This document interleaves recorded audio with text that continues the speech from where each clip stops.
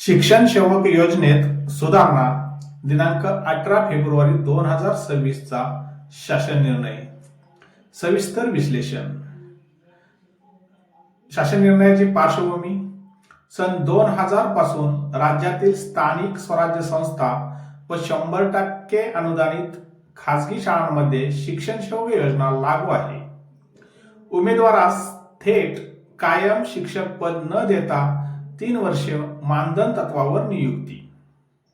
सेवा समाधानकारक असल्यास 3 वर्षानंतर नियमित शिक्षक म्हणून मान्यता व वेतन श्रेणी लागू. 2. आधी अडचण काय होती? जर एखाद्या शिक्षण सेवकाची 3 वर्ष पूर्ण होण्यापूर्वी दुसऱ्या समान किंवा असमान स्तरावरील शिक्षण सेवक पदावर नवीन नियुक्ती झाली तर त्याला पुन्हा 3 वर्ष शिक्षण सेवक कालावधी करावा लागत होता.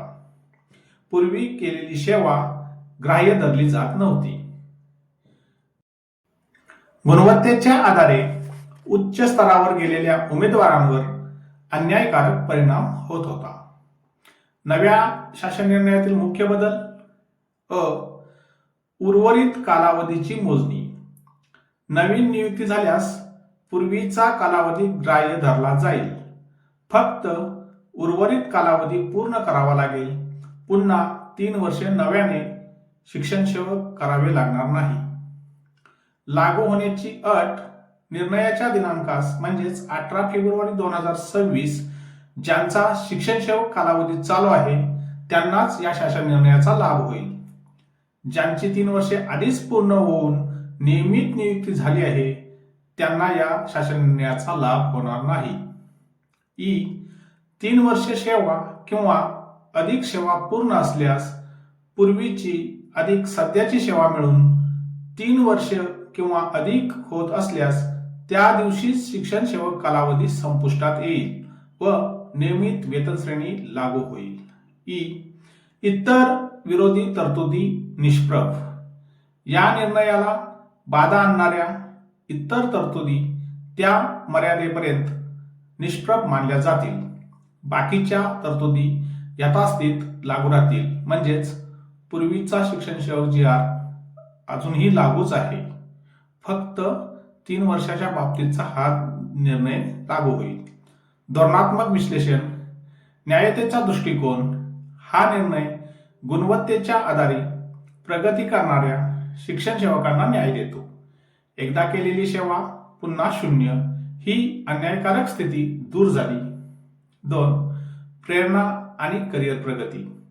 उच्च स्तरावर उदाहरणार्थ प्राथमिक, माध्यमिक या स्तरावर जाण्यासाठी उमेदवार आता अधिक प्रोत्साहित होतील.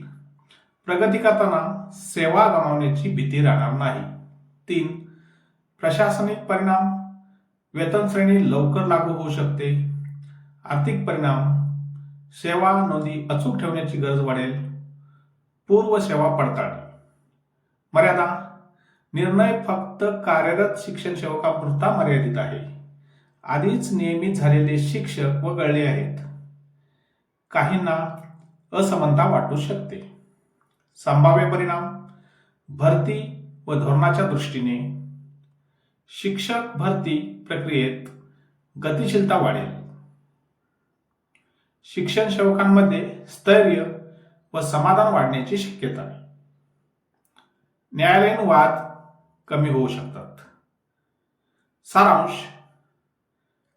शिक्षण सेवकाने नवीन शाळेत किंवा स्तरावर बदली नियुक्ती घेतल्यास पूर्वीची सेवा ग्राह्य धरून फक्त उर्वरित कालावधी पूर्ण केल्यावर नियमित शिक्षक पद मिळेल. धन्यवाद.